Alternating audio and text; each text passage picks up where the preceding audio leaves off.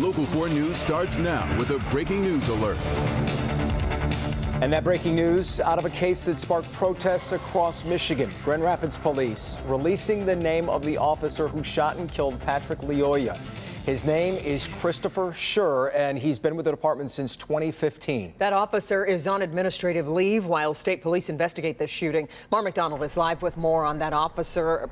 Mara, typically police only release the names of officers when that administrative investigation is over. Kimberly, that's right. And GRPD's chief says the decision was made today basically for two reasons. Number one, he says he wants to put an end to confusion and speculation. But number two, he says the department itself is reevaluating its policies and its procedures when it comes to identifying people like officers before a charging decision has been made in the interest, he says, of more community transparency. Let me show you. Officer Christopher Schur's name has been circulating since the video of him and Patrick Lyoya engaged in a struggle which ends with Schur shooting Lyoya in the back of the head went public. Late this afternoon, GRPD Chief Eric Winstrom said in a statement, quote, "In the interest of transparency, to reduce ongoing speculation and to avoid any further confusion, I am confirming the name already publicly circulating. Christopher Schur as the officer involved in the April 4th officer-involved shooting." The chief then goes on to say the department will be responding to Freedom of Information Act requests about Schur this week. He remains on administrative leave. Back here live, all of this means that the Freedom of Information Act request should be filled this week, which means we should see more about Schur's prior work history. It is interesting to note how the GRPD has opted to handle this since the Michigan State Police investigation into this officer, as well as the GRPD Internal Affairs investigation, both still ongoing. We're live downtown tonight. I'm Mara McDonald. Local 4. And we will be following it, Mara. We appreciate that update. Thanks. Our other top story right now, an elderly couple found dead in a home. Sterling Heights police say the deaths of the 86 and 87-year-old may be murder-suicide. Their bodies were found in a home on Bangor near Clinton River Road and Shaner. Sean Lay working this today. And Sean, this investigation really centers on a 911 call from the husband. Exactly right, guys. Good evening to you. Really tragic case here. You're right. It was a 911 call made by the husband from inside the home at 9:30 exactly this morning. Police tell me he said, "I just shot my wife," and then he hung up. It breaks my heart. It really does. Hearts breaking in this Sterling Heights neighborhood. Elena Kadarian was very close to her neighbors, an older couple. He was 87, his wife was 86. We aren't identifying them as their family is in shock and as police investigate. But it appeared the two loved each other, cared for one another. But decades together ended this morning when Elena heard a loud pop and then saw police on her front lawn. As we were leaving, all these police cars came running, and they all brought out their rifles and shields, and they came from my driveway to their driveway, and they're going down the side of the house. At 9:30, police tell us the 87-year-old husband made a call from inside the home to 911. The male individual who called said that he just shot his wife, gave his address, and then hung up the phone on our dispatch. Police had to enter the home carefully. The couple was found right inside the front door, a handgun nearby. Police are calling it a murder-suicide. We're still trying to figure out why this happened. It's very unfortunate, very tragic incident. Kadarian believes the two were in declining health, and she believes life has been very hard for them over the past couple of years. Listen, the last 2 years have not been the easiest, and it has been the hardest, I think, on children and the elderly. Back here live, we just checked with Sterling Heights Police just before we came on the air. They continue to investigate this shooting. They do, again, believe it's a murder-suicide, but they still have a lot of work to do about why this is a murder-suicide. We're live tonight. Sean Lay, Local 4, back to you. Yeah, a sad situation no matter what. All right, Sean, thanks. A Dearborn Heights man is shot by police this morning. Police say the man was grazed by a bullet on Evangeline Street near Joy Road. It's in Dearborn Heights.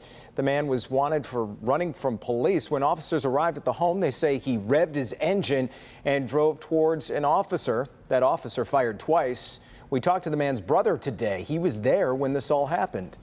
and then one of the officers just ended up shooting him. But at first, like, he started the car, he wasn't going to go nowhere, and then he just shot him, and then he left, you know, because he was scared. And then I called him, and then he just kept saying, I'm shot, and I'm going to grandma's house, you know, I can't breathe. The driver was later arrested at a relative's home. He refused medical treatment. State police are investigating this. Some big news in the social media world today. Billionaire Elon Musk has reached a deal to buy Twitter. The company announced it has accepted Musk's offer of nearly $44 billion for the social media platform. There are details still to be worked out, but when the deal is done, Twitter will become a private company. You may recall Musk revealed he had taken a more than 9% stake in the company just about 1 month ago. All right, let's take a look at the weather. We've got some raindrops out there for the drive home from work. Still, Paul, no one has forgotten the gorgeous weekend you delivered to all of us. Brilliant. Thank you. Huge. More, send more. I don't take credit for it, because if I do, then I have to take credit for what's coming. You're right. See? Just enjoy the spoils of being... Not as dumb as I look. Not as dumb as I look. All right, here's Storm Tracker 4. You can see we're starting to see some degradation here of the pattern here. The showers now have moved to the northeast. They were in western Washington County, parts of Lenawee. Now we're looking at eastern Livingston County, western Oakland, up into Genesee, Lapeer, northeastern Oakland County here. So, again, very, very light stuff. Not anything that's going to cause any problems, just more of a nuisance type thing. So here we are with all the clouds downtown. Temperature downtown is 62 degrees. The wind is from the west-southwest at 13. Pressure 29.97. But temperatures for most of us are actually in the 50s and are going to go down through the 50s into the 40s by midnight, with those evening showers ending. We do have a light at the end of the tunnel, but the thing is we have to talk about the tunnel too, so we'll do that in just a few minutes, guys. All right, Paul. A New York judge held former President Donald Trump in contempt of court today for failing to adequately comply with a subpoena for business documents. According to New York's Attorney General's office, Trump will have to pay $10,000 per day for as long as he fails to turn over those documents. Trump's attorneys have denied wrongdoing and plan to appeal, and have accused the Attorney General of running a witch hunt. Students can get overwhelmed at times, and it's moving mental health to the front burner. Yeah, it really is. And Governor Whitmer wants to invest more money for mental health help in schools. So today she sat down with a group of students and parents to see where it would be best spent. Priya Mann was there, and Priya joins us live with their recommendations. Hi, Priya. Hey, Kim and Jason, you know, we're not talking about any small line item in the budget here. We're talking a proposal of $361 million. Now, this would hire more nurses and psychologists, as well as train teachers, and open new student centers. Parents we talked to say they want mental health resources expanded to elementary schools as well, saying kids younger and younger need the help. We found that our students were not coming to school in a place to learn because of what they were suffering at home. It's not every day you have a spirited discussion about mental health with the governor. Schools really is a perfect place to level the usual barriers that keep people from getting the support they need. She's recommending a $361 million investment that would include hiring more school nurses, psychologists, and social workers. We will create that opportunity to at least have that child be heard. Now, I know that sounds simple, it may be even mundane, but that is what we need. We need that access point for these kids. This behavioral health technician says he's seen a rise in depression, anxiety, and isolation. 12-year-old Brianna Jones recently started using mental health resources at her middle school. She's had too many traumas for a little girl her age, and she is now a straight A student of the month, and it's a complete turnaround. The governor's budget proposal would create 40 new clinics for students, with tens of millions set aside to train teachers and strengthen school-based mental health support systems. If half of these people had somebody to talk to or somebody to help them, I don't think there'd be this many deaths, this many shootings. I just think they need to be available for anybody, and I like how they help the whole family. And the governor's proposal will also include a new state psychiatric facility. It would be the first investment of its kind in decades. Now, negotiations are underway, but the governor is confident the budget will be passed before legislators leave Lansing before the July 4th holiday. Reporting live tonight, I'm Priya Mann, Local 4. Very good. Okay, Priya, thanks.